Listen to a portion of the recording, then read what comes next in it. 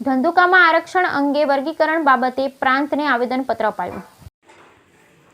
ધંધુકા ખાતે SC ST સમાજના આરક્ષણ વર્ગીકરણ મુદ્દે સુપ્રીમ કોર્ટે આપેલ અલાયદી ચુકાદાને રદ કરવા બાબતનું પ્રાંત અધિકારી ધંધુકાને આવેદનપત્ર પાઠવવામાં આવ્યું હતું. જેમાં તાજેતરમાં સુપ્રીમ કોર્ટ દ્વારા 7 ન્યાયમૂર્તિની ખંડપીઠે 6:1ની બહુમતીથી ચુકાદો આપવામાં આવ્યો છે.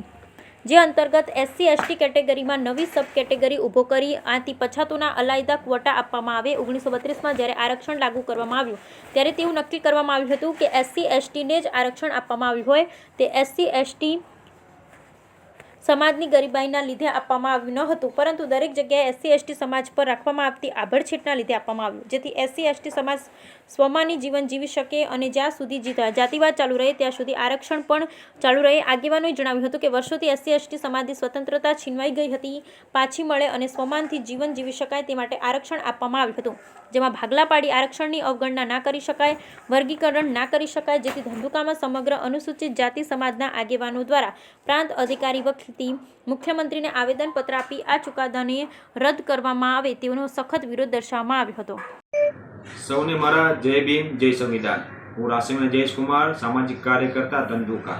એસસી એસટીના આરક્ષણ અંગેના વર્ગીકરણ બાબતે સુપ્રીમ કોર્ટ દ્વારા જે અલાયદી ચુકાદો આપવામાં આવ્યો છે તેના અનુસંધાને સમગ્ર અનુસૂચિત જાતિ સમાજ ધંધુકાના સામાજિક આગેવાનો દ્વારા જાગૃત નાગરિકો દ્વારા પ્રાંત અધિકારી શ્રી વતી ગુજરાતના મુખ્યમંત્રીશ્રીને આવેદનપત્ર આપવામાં આવ્યું અને સુપ્રીમ કોર્ટના આ ચુકાદાને રદ કરવામાં આવી હતી રજૂઆત કરવામાં આવી. જય ભીમ જય સંવિધાન.